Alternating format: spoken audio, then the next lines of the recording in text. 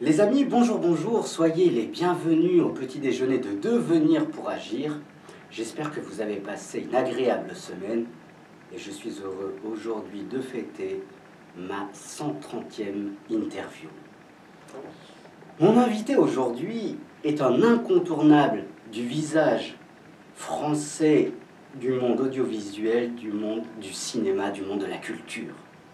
Diplômé de l'Institut d'études politiques de Paris, licencié en droit et en sciences économiques, ancien analyste financier aux États-Unis, à New York. Mon invité aujourd'hui est le président de Gaumont et le vice-président d'Arte. J'ai l'honneur, le plaisir et la joie de recevoir Nicolas Seydoux. Bonjour. Nicolas Seydoux, bonjour, bonjour. Soyez le bienvenu et merci de me recevoir au siège de Gaumont. Ben, c'est avec plaisir. La question est de savoir si c'est devenir pour agir ou agir pour devenir. Devenir pour agir. Agir pour devenir, c'est pas mal non plus. C'est vrai. Vous vous adressez à des étudiants et c'est parce qu'ils seront actifs qu'ils deviendront quelqu'un. Oui, c'est vrai. Mais pour devenir quelqu'un, faut-il aussi savoir qui l'on est, n'est-ce pas? Et c'est le but de ces interviews. Je vous écoute. Alors je voudrais commencer, quand je vous ai vu arriver il y a quelques minutes, et quand j'ai préparé l'interview, je vous ai trouvé très serein, avec un regard pétillant, rempli de sagesse. Et pourquoi je vous dis ça? Parce qu'un jour, on demandait à Marc Lévy de se présenter. Et voilà quelle était sa réponse. Je suis serein, parce que l'on ne peut pas tout vivre. Alors l'important est de vivre l'essentiel, et chacun de nous a son essentiel. Voilà qui je suis. Et vous, Nicolas Seydoux, qui êtes-vous? Alors, les propos de Marc Lévy sont formidables. Moi, je m'inspirais du général de Gaulle. Le moins qu'on puisse dire, c'est qu'il a vécu des crises terrifiantes. S'il n'avait pas été serein, il n'y a pas le discours du 18 juin, il n'y a pas l'opposition face à Roosevelt qui voulait tout de même occuper la France comme si la France avait été un pays ennemi. Et je pense que aujourd'hui, le monde traverse une période catastrophique. Or, les catastrophes, il faut tout faire pour en sortir. Si le pompier, le secouriste n'est pas serein face à l'accident, eh bien, le blessé risque de succomber. Donc je pense qu'il faut prendre sur soi et absolument regarder la vie au-delà du drame pour se sortir du drame. Sinon, on y reste et on n'en sort jamais. Oui. Et au-delà du drame, à votre avis, comment faut-il faire?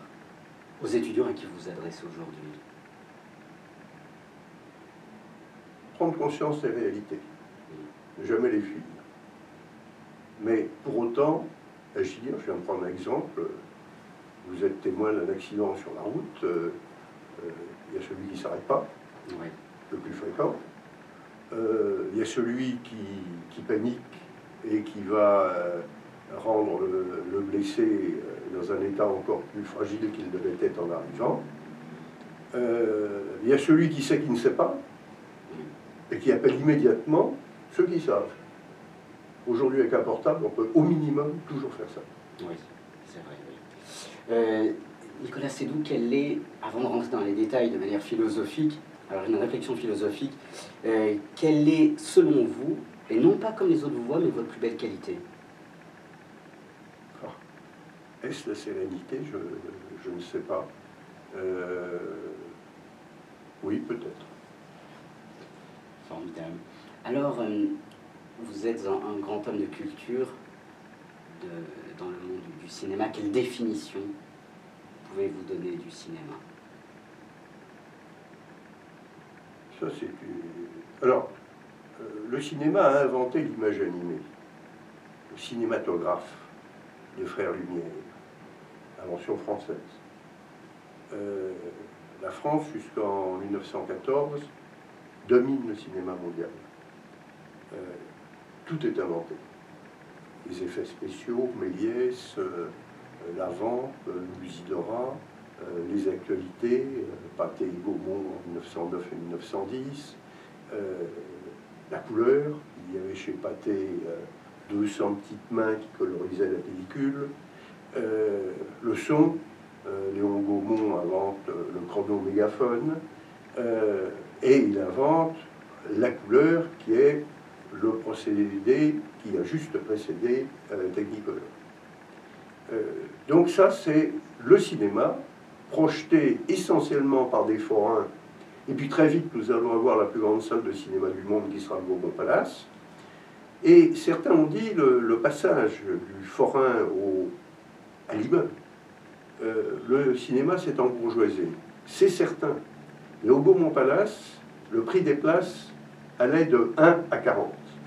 Vous aviez un promenoir où vous étiez debout, où vous pouviez fumer, et puis vous aviez qui était à 50 centimes, et vous aviez des loges où, entre guillemets, s'installaient les bourgeois et leurs compagnes, qui étaient à 20 francs. Donc, le cinéma, dès le départ, c'est un plaisir populaire. Le cinéma va se retrouver en situation de duopole avec la télévision, et beaucoup de cinémas vont en mourir. Notamment de très grands cinémas, le cinéma britannique et le cinéma italien. En France, nous allons réussir, après des combats que je vous passe, à trouver des accords, et notamment avec Canal+. Canal+ n'existe pas, et son président d'alors, André Rousselet, dit « Je n'ai pas les moyens de vous payer », et nous lui disions « Si vous n'avez pas les moyens de vous payer, vous n'aurez pas de film ». Et c'est comme ça qu'est inventé le pourcentage sur le chiffre d'affaires. Personne ne pouvait reprocher à Canal+ d'enlever les spectateurs dans les salles si Canal+ échouait et donc n'avait pas de chiffre d'affaires. En revanche, si Canal+ réussissait, c'était très difficile pour les cinémas, les salles de cinéma, mais en revanche, le cinéma a continué à produire, et quand les cinémas se sont transformés pour devenir des multiplexes, ils ont retrouvé la fréquentation. La définition, parce que vous allez me dire que je suis bien long pour ça, et bien c'est très simple. C'est une succession d'images animées qui sort d'abord dans les cinémas. Le mot cinéma, c'est le lieu dans lequel nous nous retrouvons. Je ne suis pas en train de dire qu'il n'y a pas des, ouvrez les guillemets, des œuvres audiovisuelles qui ne soient pas sorties dans les cinémas. Mais si, alors, pour vos étudiants, mais s'ils ne l'ont pas vu, je leur recommande de le voir. C'est le premier film de Spielberg, Duel. Duel, c'est un film de télévision américain. Aux États-Unis, c'est un film de télévision. Il est présenté au Festival d'Avoria. Son distributeur et surtout le public trouvent que c'est, il ne faut pas abuser du mot, alors je ne vais pas dire génial, extraordinaire. En France, ça sort dans les salles, et c'est comme ça que Duel est devenu un film mythique. Donc, c'est sa sortie dans les cinémas qui fait que le bouche à oreille, parce que l'œuvre audiovisuelle, tout le monde la voit en même temps. Alors maintenant, je sais bien que avec les plateformes, ça reste un certain temps, mais autrefois, ça passait. Vous aviez vu un programme formidable à la télévision, vous me disiez, cher monsieur, j'ai vu un programme formidable, et alors, qu'est-ce que je pouvais en faire? Rien, je ne pouvais pas le voir. Tandis que le film, c'est le bouche à oreille qui va en faire, disons-le très simplement, un échec ou un succès, et je ne crois pas aux chefs-d'œuvre qui n'ont été vus par personne. Donc en général, c'est le public qui fait qu'un film devient mythique. Second élément, vous n'avez pas posé la question, mais j'y réponds parce que ça suit bien. Je suis très frappé de voir comment les critiques passent à côté de films, et j'espère que vous-même et vos étudiants ont vu Les Tontons Flingueurs. Les Tontons Flingueurs est considéré aujourd'hui comme un film mythique français. J'ai relu les critiques lors de sa sortie. Je ne peux pas dire que c'est exactement le sentiment qu'on a. Voilà. Et je pense que souvent les critiques devraient comprendre que ce qu'il y a de meilleur en homme, c'est de rire, et que Molière a eu du succès de son temps. J'aimerais que les réalisateurs qui font des films comiques aient également un succès critique aujourd'hui. C'est très intéressant, mais pourquoi avoir fondé le cinéma? Quelle est la première fonctionnalité du cinéma? Première fonction du cinéma, je rappelle simplement à vos étudiants que le père des frères Lumière, leur a dit « invention sans avenir ». Ceux qui ont cru, puisque la société Lumière ne fera plus de projecteurs après la guerre. Oui. Ceux qui ont cru, c'est Charles Pathé et Léon Gaumont.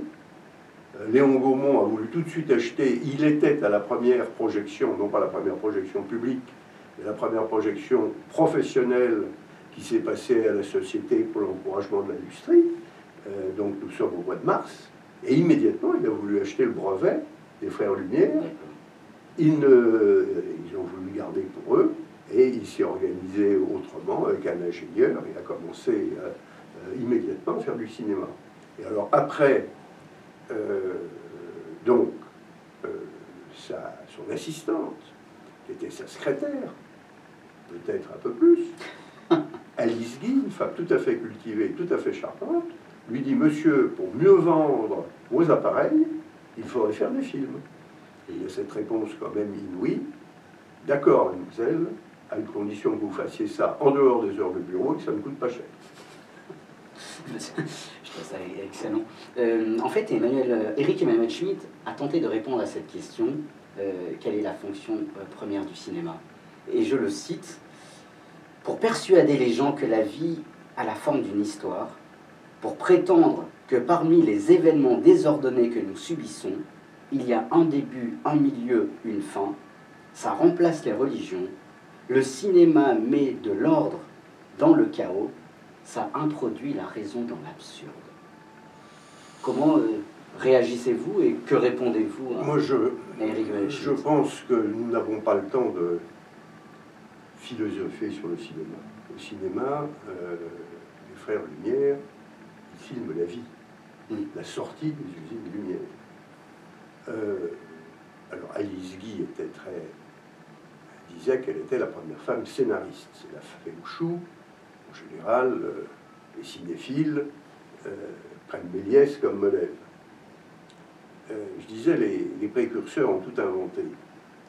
Donc Méliès, c'est le voyage dans la Lune, c'est Jules Verne. La chance du cinéma, c'est quand il naît d'avoir, allez, je m'arrête à 1500 ans de littérature, c'est-à-dire la Bible, qui est la bibliothèque, Sophocle, Euripide, les Romains, puis on continue, toute la Renaissance, bien. Donc des auteurs. Le cinématographe au départ est muet. Donc vous avez une expression des comédiens qui est excessive. Le mot aujourd'hui serait « il surjoue » pour être compris. Et puis arrive le parlant. Alors, Léon Gaumont avait travaillé sur le parlant, mais malheureusement, ce ne sont pas les Français qui l'ont développé finalement, ce sont les Américains. Le premier film parlant, c'est 1927, c'est Le chanteur de jazz. Et du jour au lendemain, d'abord le cinéma français qui était mondial devient régional. Oui. Et deuxièmement, tous les comédiens du muet, à l'exception de Charlie Chaplin, bien, ils passent à la trappe. Buster Keaton, voilà, il surjoue pour faire comprendre ce qu'il fait, et il faut tout d'un coup, étant donné qu'on a la parole à sa disposition, eh bien, il faut intérioriser ce qu'on dit. Donc, moi, je n'aime pas... Il y a des films qui sont des films de réflexion profonde, à l'image d'un livre, mais il y a des films qui sont de la pure distraction. Oui. Il y a des films, je pense au film américain. Le film américain, c'est un peu caricatural, mais c'est d'abord action et aventure, parce que comme c'est un pays d'immigration, vous devez parler aux descendants du Mayflower, à des Asiatiques, à des hispanophones, essentiellement des Mexicains, et puis à d'autres qui sont venus de Sicile et partout. Vous ne pouvez pas avoir une expression culturelle comme vous l'avez chez Fellini, Bergman, Godard. Vous devez vous adresser à l'ensemble de ces hommes et de ces femmes qui, quand ils arrivent, et même quand au début de la génération suivante, ils ne sont pas totalement américains. Et donc, qu'est-ce qui réunit tout le monde? C'est l'action et l'aventure. Bon, et vous avez, c'est très différent. mais à une époque, c'est celle du western, puis ça a été les films catastrophes, puis ce sont tout ce qu'on peut imaginer qui ne se passera pas, mais fondamentalement avec beaucoup d'effets spéciaux. Je pense que le grand cinéma européen, il est beaucoup plus intériorisé, et je suis frappé de voir que les films européens qui plaisent au reste du monde, ils sont profondément suédois, italiens, français, allemands. Je ne sais pas si vous avez vu Das Boot. Das Boot, ça ne peut être qu'un film allemand. C'est l'histoire d'un sous-marinier, d'un sous-marinier, d'un commandant de sous-marin avec son équipage pendant la guerre. Ça ne peut se passer que dans un sous-marin allemand. Donc, quand vous avez les films de Louis Malle, ils sont extraordinairement français. Et pourtant, il a été financé par la Paramount à un moment donné. Voilà. Donc, je crois que le mot philosophie est peut-être un peu trop fort. Ça dépend d'un film. En revanche, ce dont je suis absolument convaincu, c'est que c'est l'essence de notre culture, puisque un film, dans certains cas, vous avez mis en valeur des bâtiments. Sans prendre si Versailles m'était compté, donc vous avez le premier des arts qui est l'architecture. Vous avez évidemment tous les arts de la scène, metteur en scène, ça veut bien dire ce que ça signifie. La littérature, j'en ai dit un mot, le cinéma a plongé dedans et continue à plonger dedans parce que les très grands auteurs sont très très rares. Ce que je veux dire, c'est que je citais quelques auteurs grecs, j'aurais pu citer Alexandre Dumas, Balzac, Hugo, et puis c'est vrai que je ne sais plus combien il y a de versions des Trois Mousquetaires. Je crois que le chiffre est supérieur à 100.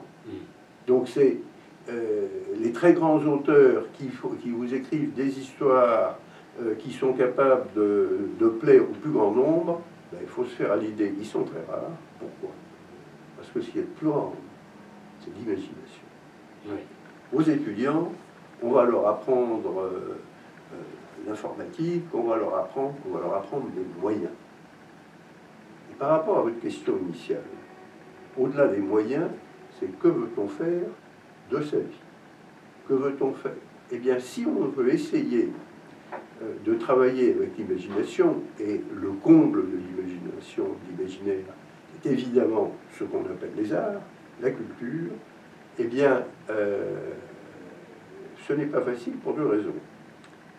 Parce que l'autre, il est souvent, ou il voudrait être, dégagé des contingences du moment.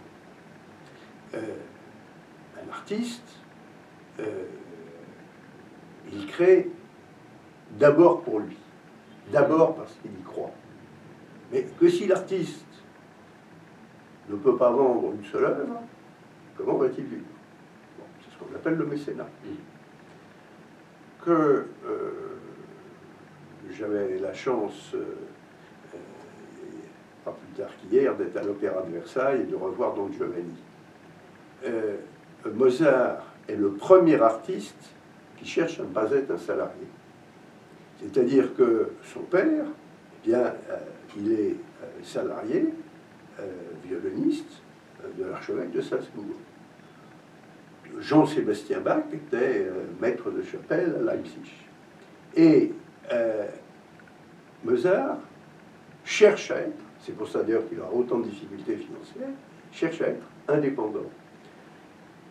Je parle de Mozart pour la musique, mais tous les grands peintres précédant cette époque, donc la révolution des Lumières, l'invention par Beaumarchais un peu plus tard du droit d'auteur, ils sont financés, voilà, les Médicis sont des mécènes, c'est-à-dire qu'ils commandent un tableau pour le mettre dans leur palais à Rome ou ailleurs, comme Velázquez, quand il peint les Ménignes, c'est pour le roi d'Espagne, François Ier, et c'est la raison pour laquelle d'ailleurs nous avons en Europe, particulièrement en France, pays centralisé, mais un lien entre les pouvoirs publics et la culture. Et que certains estiment que l'État devrait en faire toujours plus, sans se préoccuper peut-être suffisamment du fait que derrière le mot culture, qu'y a-t-il, hein, et que je ne pense pas qu'il y ait un droit sacré à faire du cinéma. Le cinéma a un handicap absolu, c'est que c'est un investissement significatif. Si vous pensez que vous avez beaucoup de talent, il y a une seule expression qui est quasiment gratuite à part la sueur et les larmes, c'est l'écriture. Ouais. Une feuille de papier et un crayon, tout le monde peut se l'offrir. En revanche, et ça, après ça, vous êtes ou vous n'êtes pas édité, c'est un autre sujet. Oui. Mais, quelque part, l'œuvre existe. D'ailleurs, régulièrement, peut-être pas assez souvent, on découvre une œuvre inédite d'un auteur. C'est formidable. Bon. Le cinéma, juste deux chiffres, parce que c'est... Les chiffres, on les trouve partout, notamment le CNC, Centre National de la Cinématographie, est là pour les donner. Il y a un très bon site internet du CNC. Mais tout de même, le coût moyen d'un film français au cours de la décennie, alors je m'arrête en 2019 parce qu'avec le Covid, etc., bon, mais la décennie s'arrêta en 2019, le coût moyen d'un film français, c'est 4 millions. Et ce qu'on appelle, entre guillemets, un petit film français, c'est 1 million. Bon. Donc cet argent, quelque part, eh bien, il y a quelqu'un qui doit le fournir, et celui qui l'utilise, soit par son talent, soit par ses spectateurs, et quand il y a les spectateurs, je pense qu'il y a le talent, quand il n'y a pas de spectateurs, dire « je suis génial », génial. Oui, c'est ça. Voilà. Alors, j'avais plusieurs questions avec ce dont vous venez de parler. Il n'y a pas de film sans image, il n'y a pas de film sans pensée, sans réflexion, pour une partie des... Mais il n'y a pas d'écriture sans réflexion. C'est simple. L'enfant qui écrit une carte postale à sa maman pour lui dire « maman, je t'aime », c'est ce qui est le plus beau. C'est ça. C'est une réflexion. Mais ma question est la suivante. Un film, aujourd'hui, alors ça dépend des films, mais dénonce-t-il la réalité ou la révèle-t-il? Quel est le pouvoir politique d'un film? Celui que le spectateur lui donne. Moi, je crois que chacun d'entre nous, quand il crée, il a une idée derrière la tête. Et parfois, cette idée, elle est gauchie, au sens que ce n'est pas exactement ce que souhaitait exprimer son auteur.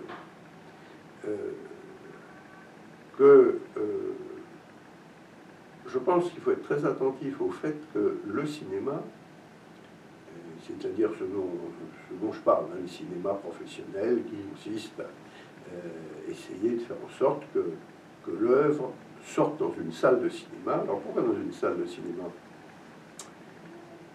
Pour plusieurs raisons. La première, c'est que celui qui y va, il a envie d'y aller. Il ne reçoit pas tout d'un coup parce que le téléviseur est branché sur je ne sais quelle source, plateforme, chaîne de télévision, réseau social. Et puis, alors avec les télécommandes, c'est plus facile de zapper, mais enfin, voilà, il est là un peu par hasard. Le cinéma, on décide d'y aller. En plus, c'est payant. Vous êtes coupé du reste du monde.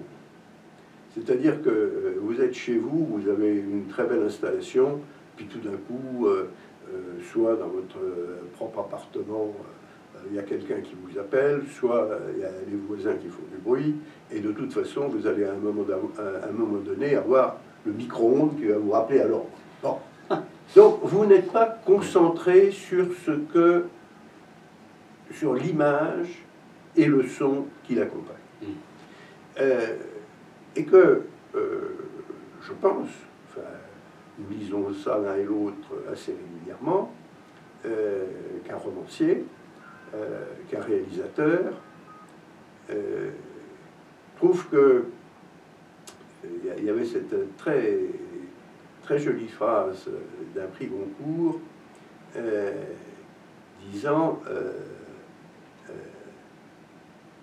Isabelle Huppert m'a volé mon sujet. Bon. C'est-à-dire que l'interprétation de la comédienne faisait que alors le passage du roman au film, c'est évidemment un changement, mais ça peut également être le regard d'un philosophe, d'un élève, d'un professeur, qui voit dans cette œuvre, et je dis bien dans cette œuvre, c'est-à-dire que je mets la différence entre le cinéma et le roman, elle est fondamentale, c'est que dans un cas, vous lisez à votre vitesse, que vous imaginez Monte Cristo, que dans l'autre cas, le réalisateur vous l'impose. Le film dure 2h10, alors soit vous êtes sorti, vous n'avez pas vu tout le film, mais vous ne pouvez pas feuilleter un film. Et donc, mais vous pouvez avoir une perception tout à fait différente. Moi, je vais prendre un exemple précis. C'est une palme d'or cannoise. Le film me met plus que mal à l'aise. C'est Apocalypse Now. Je ne peux pas voir l'attaque des hélicoptères sur les Vietnamiens. Voilà. Je ne la supporte pas. Et la dernière fois, c'était une projection avec un film restauré. Je suis sorti. Ça, bon, eh bien, il est évident que personne ne peut penser que Coppola est un abominable nazi. Voilà. Donc, ce que veut faire un des très grands réalisateurs contemporains et ma perception, eh bien, nous sommes absolument pas sur les mêmes longueurs.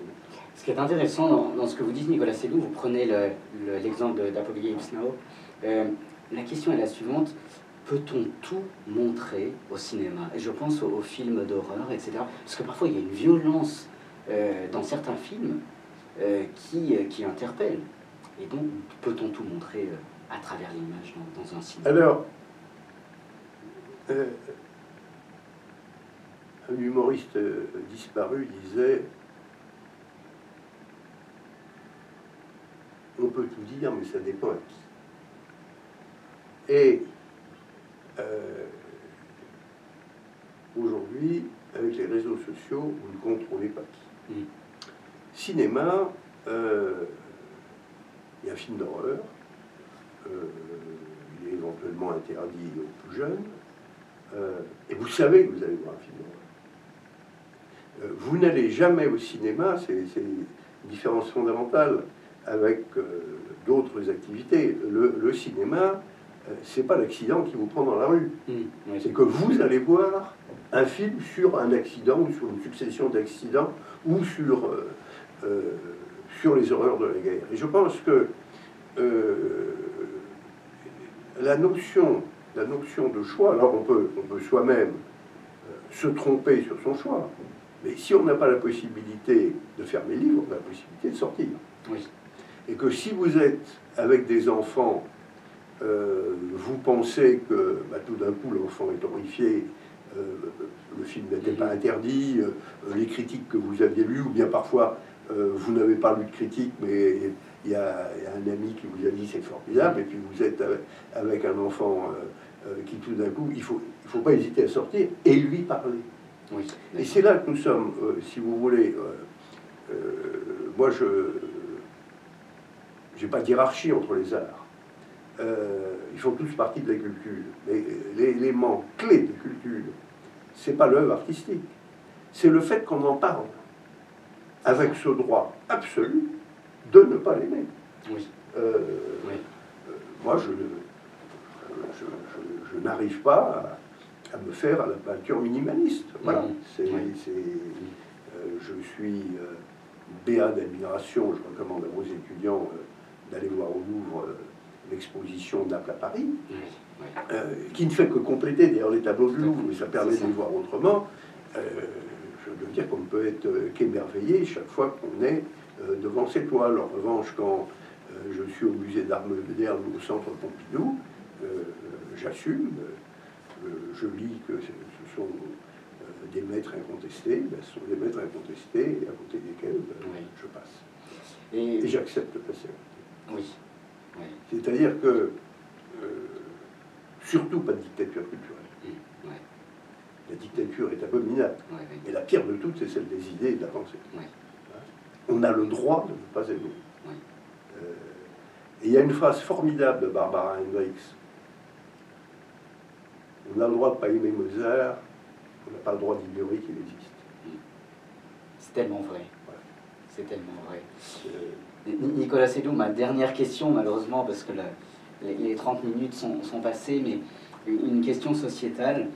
Les nouvelles plateformes numériques dont beaucoup de personnes utilisent, ne sont-elles pas en train, et je vais vous faire bondir peut-être, mais ne sont-elles pas en train de faire mourir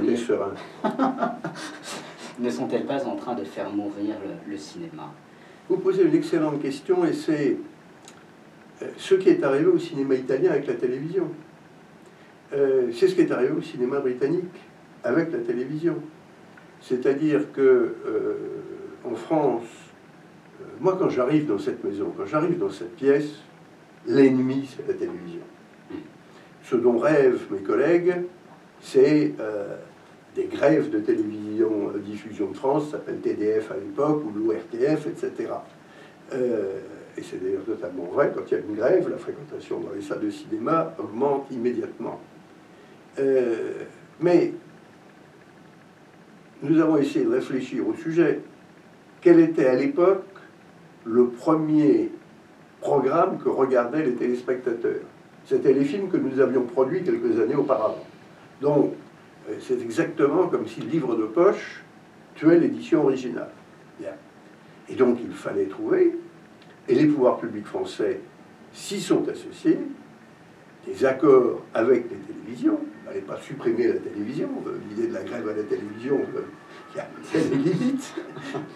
Donc, il fallait trouver le système, et c'est vrai que, comment dire, l'aboutissement du système, c'est l'accord avec Canal+ de 1984. Parce qu'à ce moment-là, les pouvoirs publics ont insisté auprès des chaînes publiques pour que elles produisent des films. Voilà.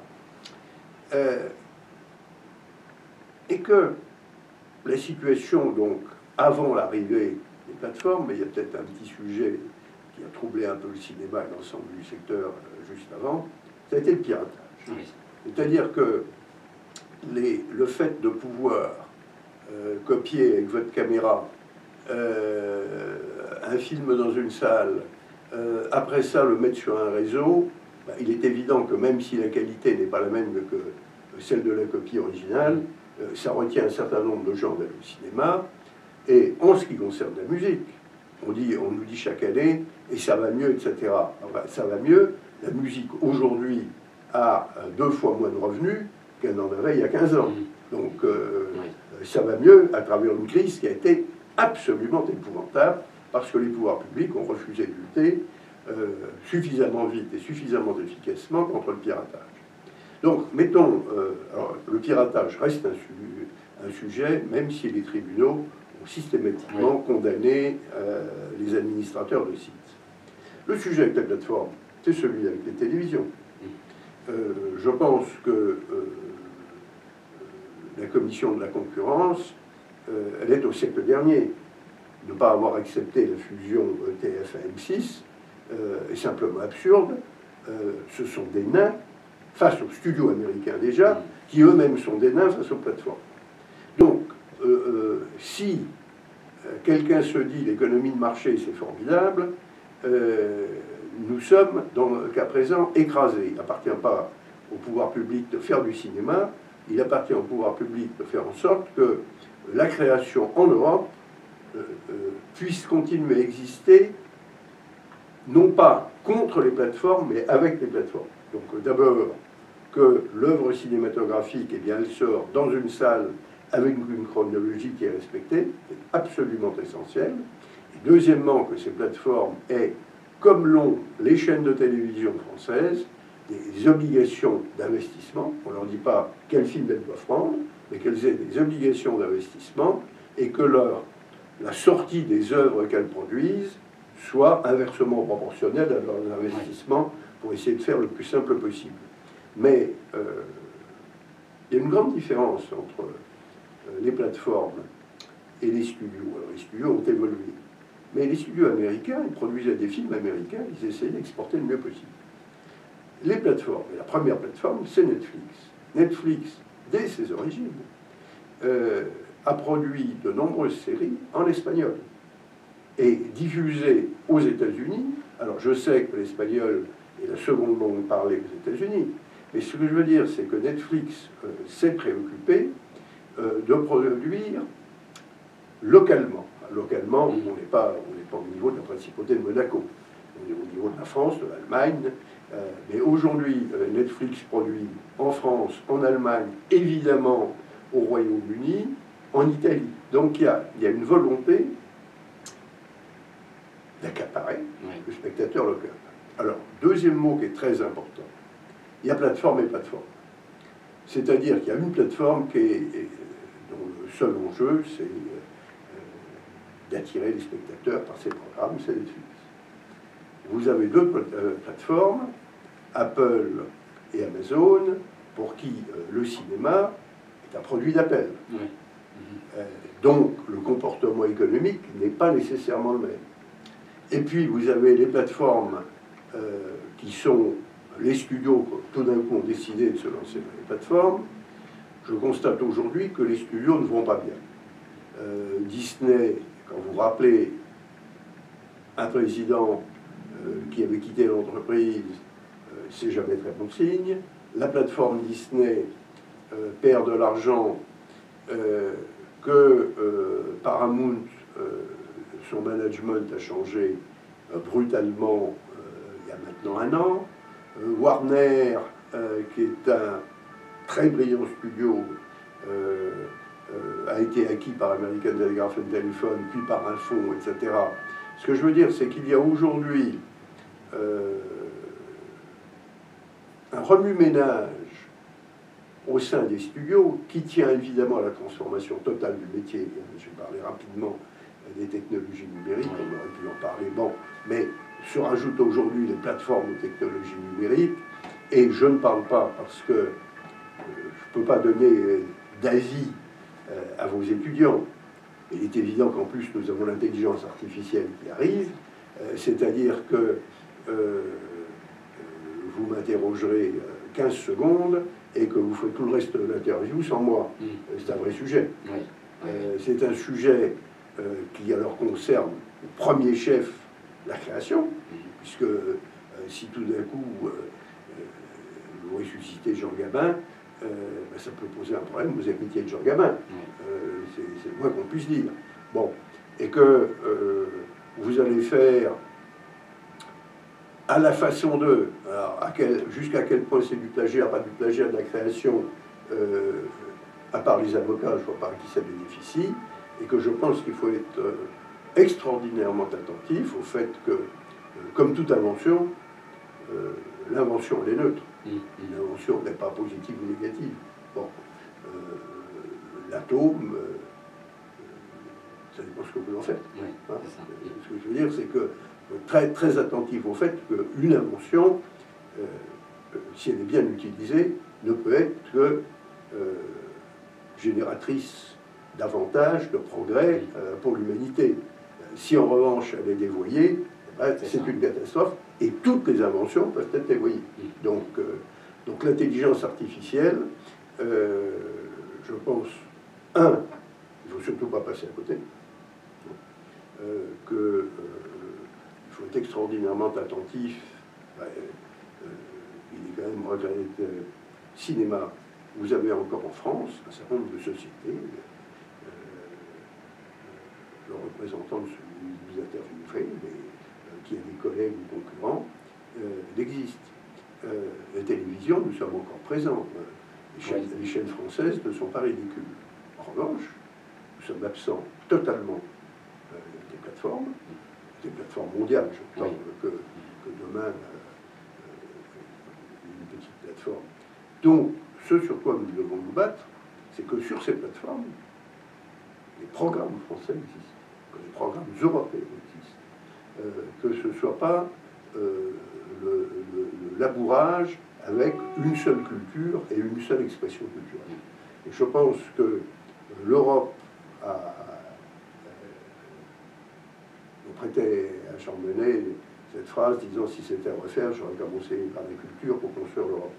Mais il n'est pas trop tard, puisque l'italien, l'espagnol, l'allemand, l'anglais, même s'ils ont quitté l'Europe, ils sont tout de même un petit peu européens, le français, il y a là des langues qui, en plus, pour l'espagnol, je ne sais pas combien de centaines de millions de gens parlent l'espagnol dans le monde. Il y a une centaine de millions de Français. Il y a les Italiens, c'est essentiellement l'Italie, et les Allemands, c'est l'Allemagne et l'Autriche. Mais enfin, ça va tout de même pas loin de 85-90 millions.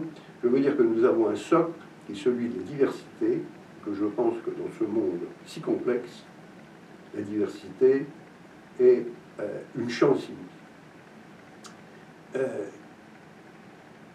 Les Américains n'ont qu'un mot. C'est-à-dire que pour eux, la globalisation, c'est une économie mondiale. La mondialisation, ça veut dire que peut-être, on parle un peu plus l'italien en Argentine, où on le parle autant qu'on le parlait il y a 80 ans ou il y a 100 ans, c'est que chaque expression, chaque moyen d'expression, chaque expression, que ce soit la copie d'un tableau, que ce soit un livre, que ce soit une œuvre cinématographique, que ce soit un produit manufacturé, eh bien, il peut voyager dans le monde entier, mais c'est pas pour ça qu'il ne doit venir que de Chine ou des États-Unis. Et ça, je pense que nous devons être extraordinairement attentifs de continuer à développer notre créativité, et évidemment, avec nos partenaires européens, ce qui, j'ai le regret de le dire, n'est pas le cas dans le domaine culturel, que nous avions un partenaire avec lequel nous travaillons très bien, c'était l'Italie. La déroute du cinéma italien fait que les films français, tous les grands films italiens étaient des coproductions françaises. Marcello Mastroianni, Sofia Loren, etc., étaient aussi connus à Paris qu'à Milan. Eh bien, cet acquis a été perdu par la faute des Italiens. Les Français continuent à se battre. Arte est une chance inouïe parce qu'il y a une coopération franco-allemande qui, dans la crise européenne actuelle, avec la guerre en Ukraine, est extraordinairement porteuse parce que Arte peut aider des réalisateurs ukrainiens à faire des documentaires, etc., qui seront plus connus et plus vus, et qu'en plus Arte est aujourd'hui sous-titré dans toutes les grandes langues européennes, ce qui en fait la seule chaîne européenne, et au sens vrai du terme, c'est-à-dire pas le volapük, mais l'expression de chacune des expressions.